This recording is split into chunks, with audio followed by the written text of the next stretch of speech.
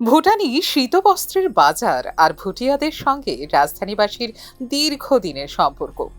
ভুটিয়াদের তৈরি গরম কাপড়ের উমের সঙ্গে লতা পাতায় জড়ানো অনেক প্রবীণের সুমধুর শৈশব স্মৃতি। আধুনিক দুনিয়ায় নিত্য নতুন শীতবস্ত্র এসেছে ঠিকই, তবে আজও একটা অংশের মানুষের কাছে সমান অম্লান ভুটিয়াদের তৈরি শীতের পোশাকের কদর।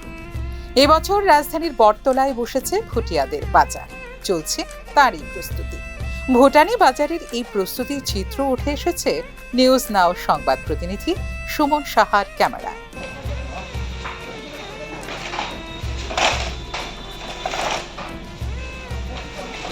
পয়লা নভেম্বর থেকে বাজার শুরু হবে বলে জানিয়েছেন ভুটানি বাজারের ব্যবসায়ী সনম ভুটিয়া।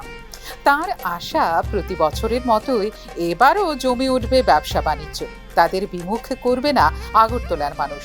मेरा नाम सोनम भूटिया ने हम लोग यहाँ आया हुए 25 दिन हो गया और ये जगह का परमिशन लेना, फिर ये दुकान बनाना, बाम्बू लेना, ट्रांसपोर्ट में सामान निकालना, ऐसे 25 दिन लग गया।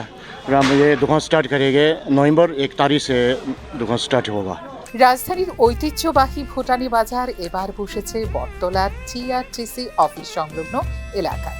ভুটানি গরম কাপড়ের সঙ্গে ভুটানি বাজারে উপস্থিত সদা হাস্যময় সহজ সরল ভুটানিরা। Report news now.